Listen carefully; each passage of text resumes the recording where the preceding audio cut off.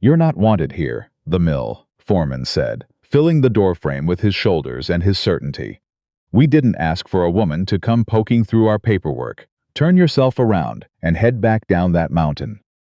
Alma Vickery set her travel bag on the wooden step, looked up at the man, and said, "I have a signed letter of employment from the Harlow Ridge Lumber Trust. Either move aside or tell me where to find someone with the authority to dismiss it." He didn't move. She didn't either. If you've ever lost everything through someone else's dishonesty, if you've ever signed your name on a document someone told you was one thing while it was actually another, if you've ever watched the life your family built get folded into someone else's pocket while the law looked the other direction, then you already understand why Alma Vickery did not step back from that doorframe. She had run out of the habit of stepping back. She had used it all up 3 years ago in a county courthouse in Virginia, listening to a judge explain that her father's gristmill was no longer his, had not technically been his for 14 months, and that the transfer of deed was entirely legal according to the documents he had signed. She had carried that morning with her ever since, in the particular way that injustice travels, not as memory exactly, but as a permanent adjustment in how you see the world. She did not trust comfortable situations. She trusted work. Subscribe to this channel. Follow this story to the end, and drop a comment below telling me where you're watching from. I want to know how far this one travels. The supply wagon that brought Alma up the mountain road into Harlow Ridge had deposited her at the edge of a property that smelled of sawdust and pine resin and something underneath both of those smells. Something older and harder to name, the particular scent of a place where labor has happened for a long time. The Harlow Ridge lumber operation sat in a high valley carved between two ridges, and from a distance it looked like the kind of enterprise that was entirely in control of itself. Closer, it looked like what it was, busy, functional, and operating at a pace that left no room for questions. The foreman's name was Cutter Broad. He was 50-something, broad through the middle, with the expression of a man who had decided some years back that authority was the same thing as proximity to shouting. He had made his position on Alma's arrival clear. He made it clear a second time by watching her walk past him into the main office building, as though she had not heard a word he said. The records room was behind the second door on the left. She stood in the doorway for a long moment and said nothing, which was the only appropriate response to what she was looking at.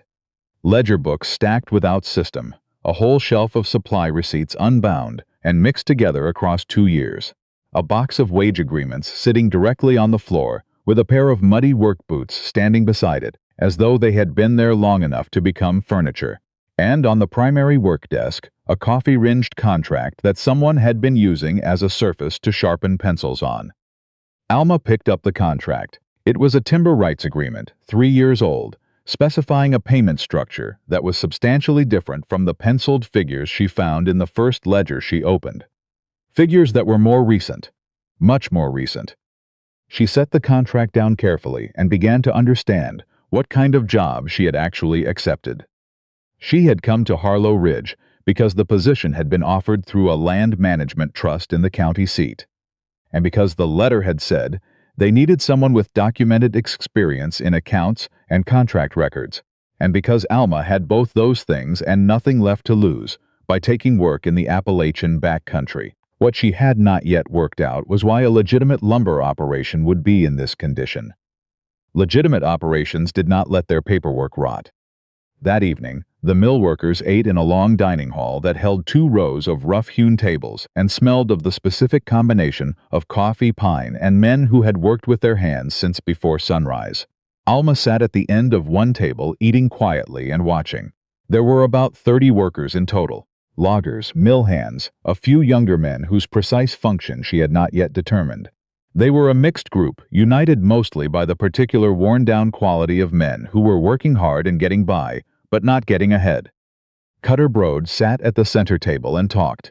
He talked about production quotas and efficiency, and what the trust expected of every man on this property, and how those expectations were not a matter of negotiation. Then the side door opened. A man came in from the yard and pulled off his work gloves and sat down at the far end of Alma's table without ceremony. He was somewhere past 30, lean and weathered in the way of a man who works outside in mountain seasons, and has stopped accounting for it. His coat had been through several years. His hands had scars along the knuckles from the kind of work that doesn't ask your permission before it marks you. He took a plate of food and began eating with the complete attention of someone who does one thing at a time and sees no reason to apologize for it. His name, a younger mill hand named Jasper, whispered to Alma, was Reed. He worked maintenance and repair. He lived in a tool cabin at the upper edge of the property. He came and went when he wanted to, which was unusual. "Why doesn't anyone tell him when to come?" Alma asked. Jasper looked at his plate. "Just nobody does," he said, which was not an answer. She looked down the table at the man named Reed. At one point, he noticed her looking. He didn't smile. He held her gaze for one steady moment, then returned to his meal as though the exchange had been completed. She worked past midnight on her first night, by lamplight, and what she found in those hours was enough to keep her awake, long after she had closed the last ledger. The books were not random chaos. That was the thing she understood only after she had begun organizing them. The mess had a shape to it. On the surface, the numbers were present. The entries were dated. The columns added up. But if you knew how to look, and Alma had learned to look the hard way, in the aftermath of her family losing everything, a pattern emerged like cold water rising through floorboards. Wage rates that didn't match signed agreements. Timber sales recorded in the ledger at one figure, with a penciled secondary figure in the margin that was consistently lower. The difference going somewhere that the ledger didn't explain.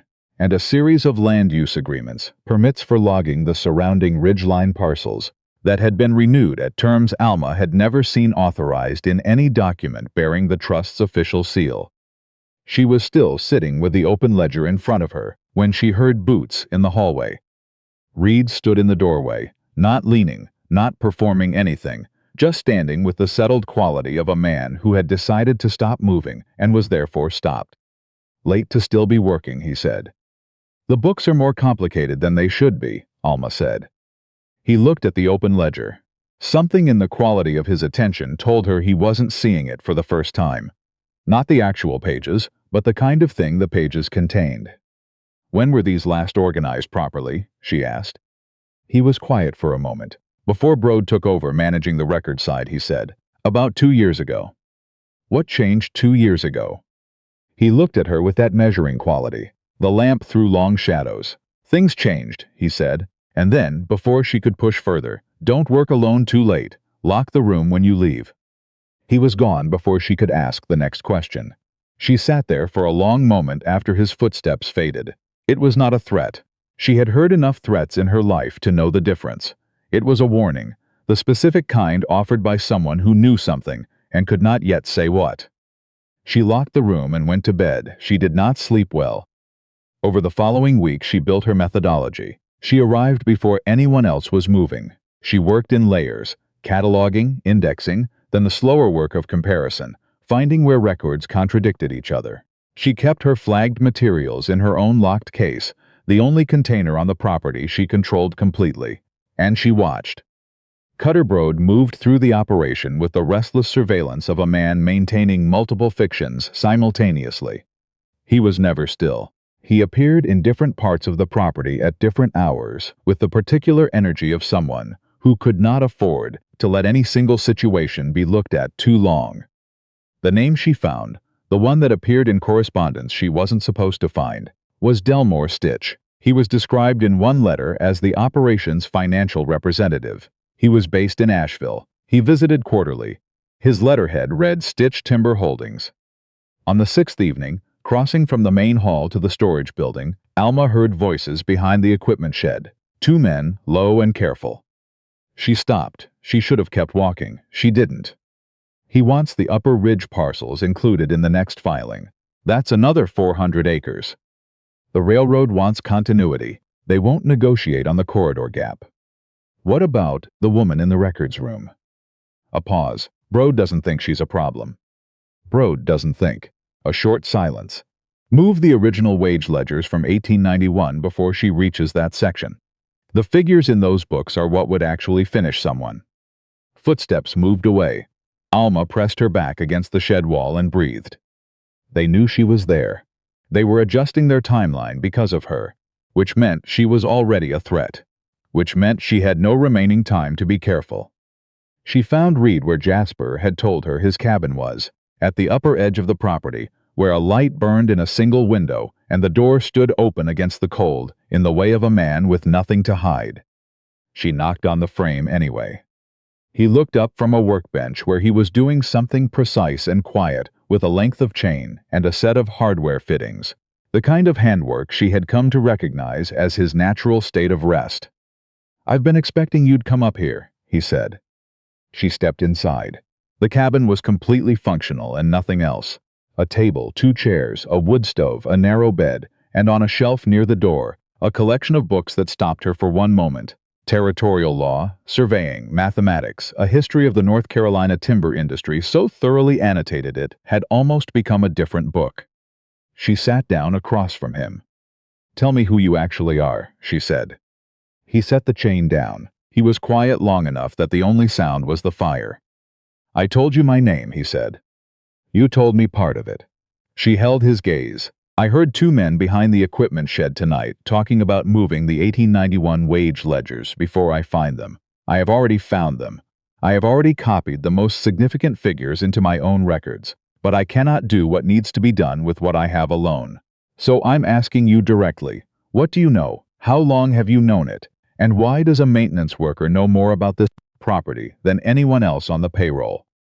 He was quiet for a longer moment. Then he stood, went to the shelf, and from behind the surveying volume removed a folded document. He set it on the table in front of her. She unfolded it. It was correspondence on official stationery from the Western Carolina Land Registry. It was addressed to Nathaniel Reed Harlow at the Harlow Ridge Lumber Trust, Harlow Ridge, North Carolina. She read the name twice, then she looked up at him. "Harlow," she said. "Yes." "This is your operation?" "Yes." She looked back at the letter, then at the cabin around her, the worn furniture, the patched coat on the hook by the door, the work gloves drying on the hearth edge. "You own this entire mill," she said, "and you have been working it." "The way I always have," he said, "the way my father did." The silence between them, stretched and complicated. "Why?" she finally said. "Because when I came back from Raleigh 3 years ago, I spent 2 years dealing with the financial side of the operation from a distance, and what I came back to find was that the people Stitch had installed were running this property as a collection instrument, not a lumber business. Wages cut, contracts falsified, workers afraid to complain because Stitch controls their employment." He looked at the wood stove. "I could have arrived as the owner, fired everyone, started over. I've seen what happens when you announce yourself as the man with power before you understand the situation. You give the bad actors time to disappear the evidence. So you hid yourself instead." "I worked," he said. "I watched. I learned exactly what was happening and who was doing what to whom. And then I arranged for someone with proper accounting experience to be hired into the records position." The air went out of the room. Alma sat very still. "You hired me," she said. "I arranged for the trust to extend the offer." "You knew who I was." "Yes." Something moved across his face, not quite regret, but the expression of a man who has arrived at a decision he has been approaching for some time. "I knew that your family's mill in Shenandoah County was taken through a falsified deed transfer 4 years ago. I knew that you had managed your family's accounts for 6 years before that. I knew that you would recognize the pattern in these records not as an abstraction, but as something you had already lived inside. You recruited me," she said, "without telling me what I was being recruited for." "Yes." She stood up and crossed to the window. Outside, the mountain dropped away into a valley where the lights of the mill building were still burning, and above the ridgeline the stars were dense and cold, and entirely indifferent to the urgency of what was happening below them. Her family's mill, the same method, the same documents, the same slow theft conducted entirely through paperwork. The same morning she had stood in an empty office and understood for the first time that a signed piece of paper could take everything. She turned back. "What do you need from me?" she said. Something in him shifted, not relief exactly, but the posture of a man who has been carrying something at considerable effort, and has just been permitted to set it down. "Everything in those records," he said, "documented, cross-referenced, irrefutable. How long do we have?" "Stitch visits in 3 weeks. If we don't have a complete case before he arrives, he will remove the most incriminating materials and the trail disappears. She thought about the ledger volumes, the scope of what she had already uncovered, what remained. I need access to everything the trust holds, she said. Every contract, every correspondence with Stitch, every transaction record going back to when he took the management role. You'll have it. And I need you to understand something. She met his eyes directly. I am not doing this for you. I am not doing this for the mill or the trust or the property. I am doing this because the men on this payroll are owed wages they earned, and because I know exactly what it costs a family when nobody fights back for them, the same way nobody fought back for mine. He held her gaze steadily. I know, he said quietly. That's why I asked you. She picked up her coat. We start tomorrow, first light. She walked back down through the cold mountain air, with the knowledge settling over her like something finally becoming true, that she was no longer just organizing someone else's records. She was building a case, and this time she was not going to lose. She did not sleep that night either. She lay on the narrow bed in the room they had given her off the main hall and turned over what it meant to be placed somewhere deliberately without being told why. She thought about the moment Nathaniel had set that letter on the table and watched her read it. The patience in him, the calculation. But she also thought about the books on his shelf, annotated in a handwriting that had been working through those pages for years. She thought about the way he ate at the workers' table without distinction, the way he fixed equipment that needed fixing without being asked, the way he had looked at that ledger in the records room, with the recognition of a man who already knew what it contained. She got up before the mountain light arrived and went back to the records room. By the time the mill stirred to life around her, she had documented 4 separate systems of wage manipulation covering 19 months. The method was consistent and nearly invisible. The original contracted rate recorded in the formal ledger, a reduced rate in a secondary book used for actual payment calculations, the difference transferred in small amounts to a holding account, bearing the name of a company she had not been able to identify until she found a single piece of correspondence folded into the back cover of the 1890 accounts book. Stitch Timber Holdings, receiving transfers averaging 12 to 16% of every wage paid, month after month, from 31 workers. Jasper appeared in the doorway at mid-morning with 2 cups of coffee and the look of someone whose actual reason for being there was not the coffee. She thanked him and made space on the table. He set both cups down and did not leave. People are saying things, he said. What things? That Brode brought you in to clean up the books before an inspection. That you work for Stitch. She put her pen down and turned to face him completely. I work for the Harlow Ridge Lumber Trust, she said. Not for Brode, not for Stitch. I was hired to document the actual financial condition of this operation, the real figures. She paused. Jasper, what does your contract say your weekly rate is? He told her. She turned to the ledger, found his entry, and held the book so he could see both figures, the contracted rate and the reduced payment calculation in the margin. He looked at it for a long time without speaking. Then he said very quietly, That's my money. Yes, she said, it is, and I'm building the documentation to prove it. He was quiet for a moment. He looked at his coffee. Does Reed know? He asked. The way he asked it, not uncertain but specific, as though Reed was the person around whom the important questions naturally organized themselves, told her something. Even this young man who had never been told who owned the property he worked, understood on some level that Reed was the axis around which things turned. Yes, she said. He knows. Jasper nodded slowly. All right then, he looked up. What do you need from us? She felt something shift in her chest. Original contracts, she said. Pay records, anything written down about the rate adjustment, anything you were given when you were hired. He left at a pace that was already decisive. 2 days later, she found the thing that changed the shape of everything.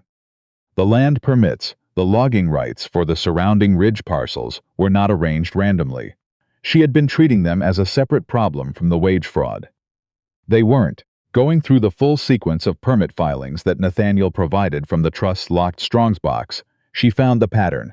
Each parcel transferred, always with documented water access, always adjacent to the parcel transferred before it, always moving in one direction, east to west across the upper ridgeline.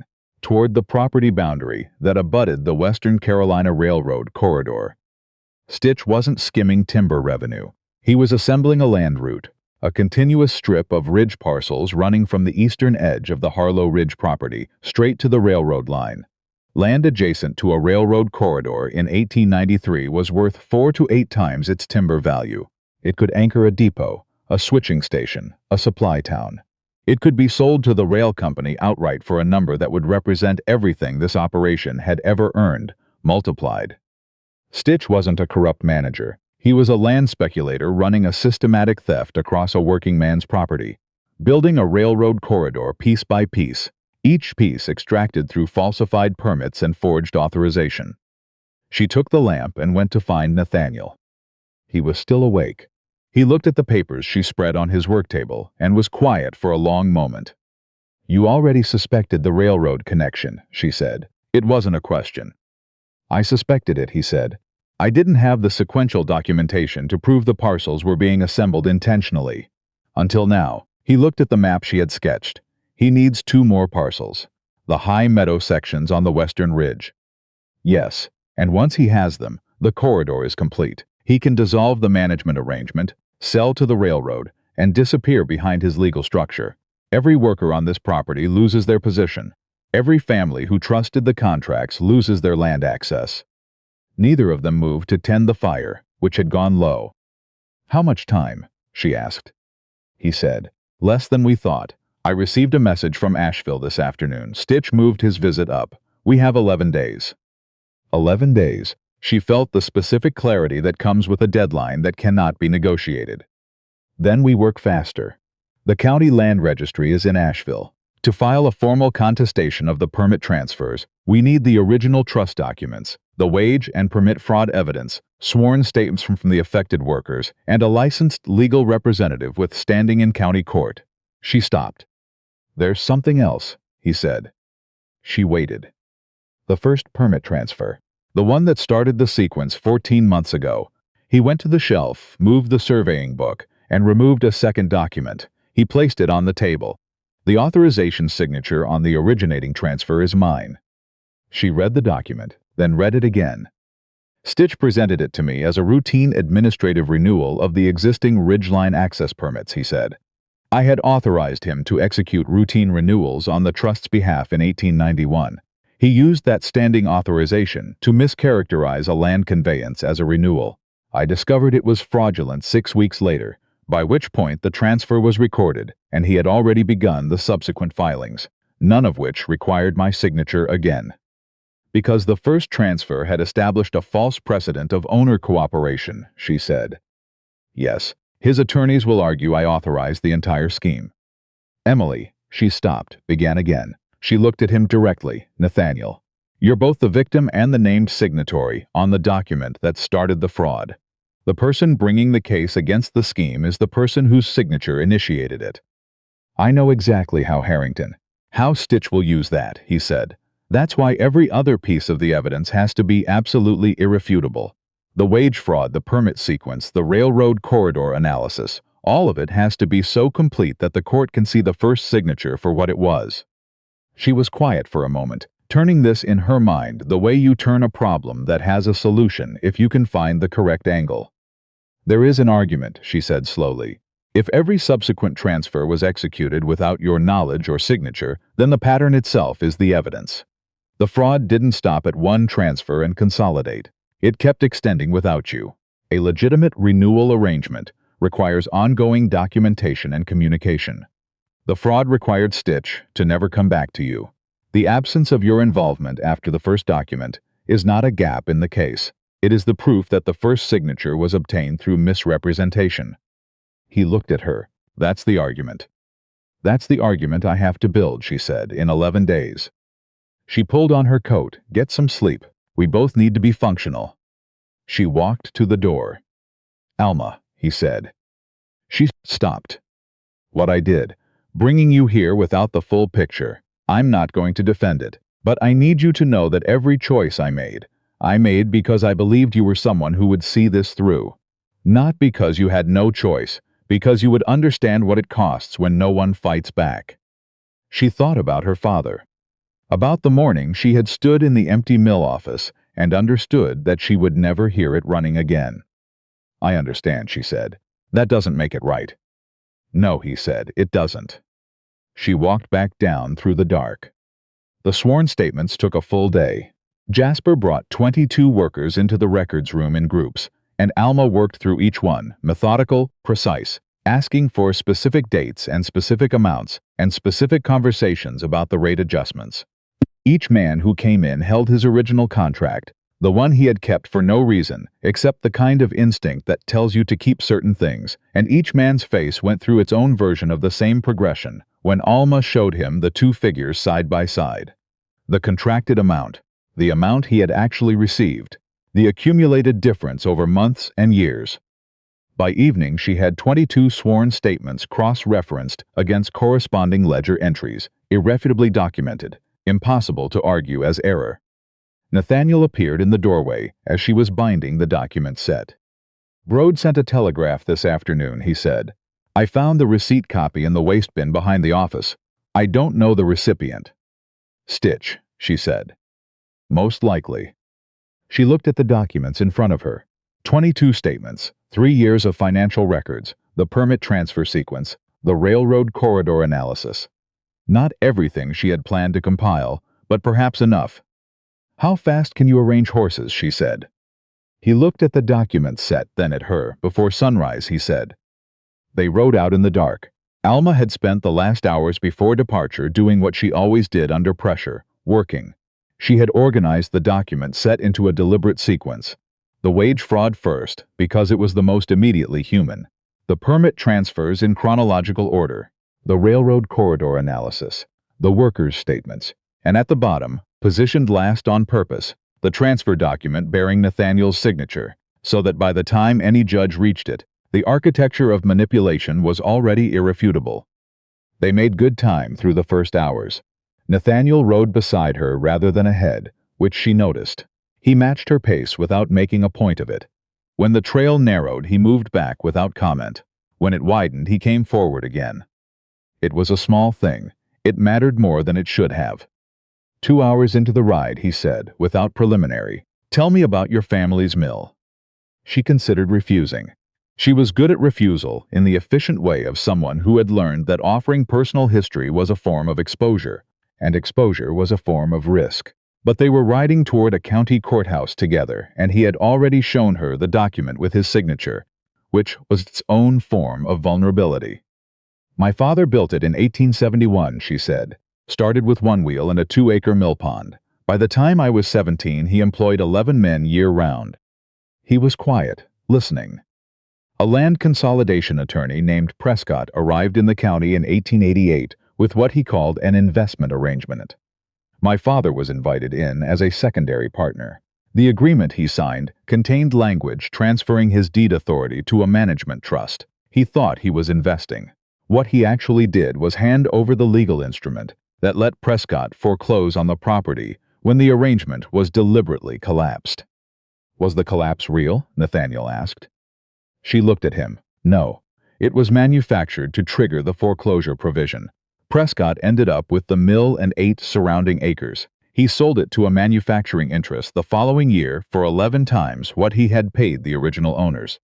He was quiet for a long time. "How old were you?" 24. "And your father?" She carried the compression in her chest, the weight she had learned to hold, without letting it change her face. "He died that winter," she said. "He wasn't a man who knew how to keep going when the thing he'd built was gone." Nathaniel said, "I'm sorry." "Don't be sorry," she said. "Be useful, which is what we're doing." He didn't push. She was grateful for that in a way she could not have easily explained. They reached Asheville in the long afternoon light of the following day, having ridden through the night. The county land registry and court offices shared a stone building on the administrative block. Solid, permanent architecture that communicated authority to a county still deciding whether it believed in it. They arrived to a locked door and a clerk who informed them the office had closed 40 minutes ago. Alma looked at the door, then at Nathaniel. Behind them, somewhere in Asheville, were 2 men who had followed them on the road. She had noticed them 3 hours back and said nothing, because Nathaniel had noticed them first and said nothing, which told her they had both decided the same thing. Forward was the only direction. She turned to the clerk. "I need to speak to the county registrar," she said, "tonight. Tell him that the operating documents for the Harlow Ridge Lumber Trust are in my possession. Tell him there is documented evidence of systematic permit fraud, falsified wage records affecting 22 workers, and a deliberate land acquisition scheme targeting a railroad corridor across privately held mountain property. Tell him the man who arranged the fraud arrives in this county within the week." She held the clerk's gaze. "Tell him that if he looks at these documents tonight, he will have the opportunity to stop the largest land fraud case this county has seen in 30 years. If he waits until morning, some of the evidence may have complications." The clerk stared at her. He looked at Nathaniel, who said nothing, and simply stood with the patient, immovable quality of a man who had already accounted for the obstacles and decided they were manageable. The clerk went back inside. 7 minutes passed. The door opened. "The registrar will see you," the clerk said. Nathaniel's hand rested for one moment against the small of her back as they walked through the door. It was brief and deliberate and entirely without performance. She noted it the way you note something that is true. The registrar was a careful man of 60 who had the eyes of someone who had spent decades distinguishing between people who believed what they were telling him and people who actually knew. He looked at the first document Alma placed before him and read it completely before looking up. "Sit down," he said. She sat. Nathaniel took the chair to the side, not inserting himself into the presentation, simply present. She walked the registrar through the documents in the sequence she had constructed. He asked 4 questions in the first 30 minutes. Precise technical questions about the holding account structure and the timing of permit filings relative to the Ridge parcel survey dates. She answered all 4 without hesitation, with specific document references, because she had anticipated all 4 during the night ride and had organized the supporting materials accordingly. When she reached the railroad corridor map and laid it beside the 6 permit transfers in chronological order, the registrar stopped. He looked at the map for a long time. "This is a deliberate land assembly," he said. "Yes, sir. Executed over 14 months through sequential fraudulent permit transfers, targeting parcels with documented water access and direct railway adjacency. The corridor, when complete, would connect the eastern ridge boundary of the Harlow Ridge property to the Western Carolina line. Conservative estimated sale value to the railroad company, between $30,000 and $50,000. The registrar sat back in his chair with the contained anger of a man who had spent his career on the proposition that property law meant something, confronting evidence that certain people had reached a different conclusion. He read the workers' statement slowly, everyone, without rushing. 22 workers, he said when he finished, documented over 19 months. Total accumulated underpayment against contracted wages, approximately $3,400. Then he reached the bottom of the document set, the permit transfer with Nathaniel's signature. He looked at it for a long time. Then he looked past Alma at Nathaniel. "Mr. Harlow," he said. Nathaniel met his gaze and said, without explanation, exactly what needed to be said, and Alma listened to him lay out the argument she had constructed. The prior authorization, the single misrepresented transfer, the complete absence of his involvement in every subsequent filing, with the clarity of someone who had spent the last 3 days learning it as thoroughly as she had built it. When Nathaniel finished, the registrar looked between them. "You built this together," he said. "Yes," Alma said. He looked at her for a moment. Then he picked up the entire document set, squared it against the desk, and said, "I need 2 hours. There's a hotel on the next block. Come back at 8. He issued the emergency injunction at 9:15 that evening, freezing all Stitch Timber Holdings transactions involving Harlow Ridge property, pending investigation. He sent for the county marshal. He began the paperwork for a criminal referral on the obstruction charge, because among the correspondence in the trust's strongbox, Alma had found a letter from Stitch to Broad, dated 4 months before her hire, authorizing destruction of the 1891 wage ledger and the original Ridge survey documents in the event of any accounting review, written before she arrived, planned for before she was even sent an employment offer. Stitch had expected someone to look. He had prepared for it. What he had not prepared for was someone who already knew, from the inside of her own history, exactly what she was looking at. The marshal went to Harlow Ridge that night. Cutter Broad, it turned out, did not wait to be found. He left on a horse from stable and rode west, and the marshal's office in the next county handled what came after. Jasper and 6 other workers were waiting on the courthouse steps when Alma and Nathaniel came out at 10 o'clock. Jasper had the original 1891 wage ledger under his arm. The one Broad had apparently moved to a different location before leaving. The one Jasper had found because he knew the property better than Broad had ever understood. He held it out to Alma. She took it and opened it and confirmed, by the specific quality of the ink and the notation in the margin that she had memorized, that it was the original. She looked up at him. "How?" she said. He almost smiled. "You're not the only one who's been watching," he said. Delmore Stitch was intercepted by the county marshal at the Asheville depot 3 days later, arriving on the morning train. He had a lawyer with him. The lawyer began speaking before Stitch had finished stepping onto the platform. The specific vocabulary of procedural challenge and insufficient grounds and disputed authorization. Alma was there. She waited until the lawyer paused for breath. Then she stepped forward and handed him the injunction with the registrar's seal on it, and watched the lawyer read it, and watched his expression move through 3 stages in about 10 seconds. Stitch looked at Alma over his lawyer's shoulder. "How much does she actually have?" he said. The lawyer looked up from the injunction. "All of it," he said. Stitch's trial took several months. The conviction, when it came, covered 4 counts of land fraud and 2 counts of criminal conspiracy to obstruct a county court proceeding. The sentence was substantial. The Harlow Ridge permit transfers were voided. The 22 workers received full restitution with interest. The railroad corridor scheme, which Stitch had been running across 3 other mountain properties in the region, was unwound by court order, and the families who had been in the process of losing land they didn't understand they were losing were given back what they had been about to surrender.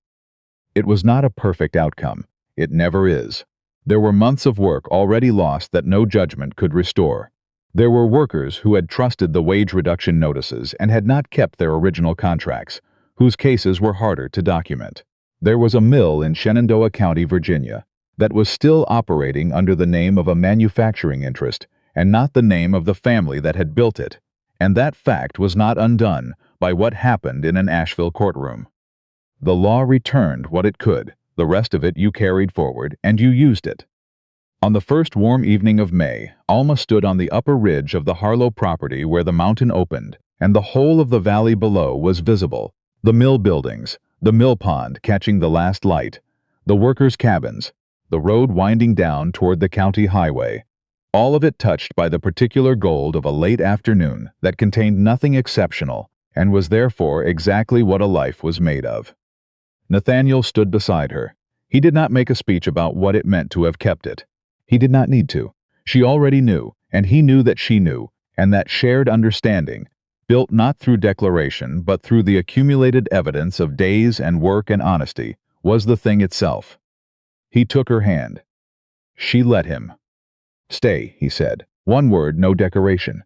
The kind of word that carries everything because it has been reduced to exactly what it means." She looked out at the mountain, immense and cold at the edges, and alive in the middle, with the sound of the mill, and the smell of pine, and the particular weight of a place that had been fought for and held.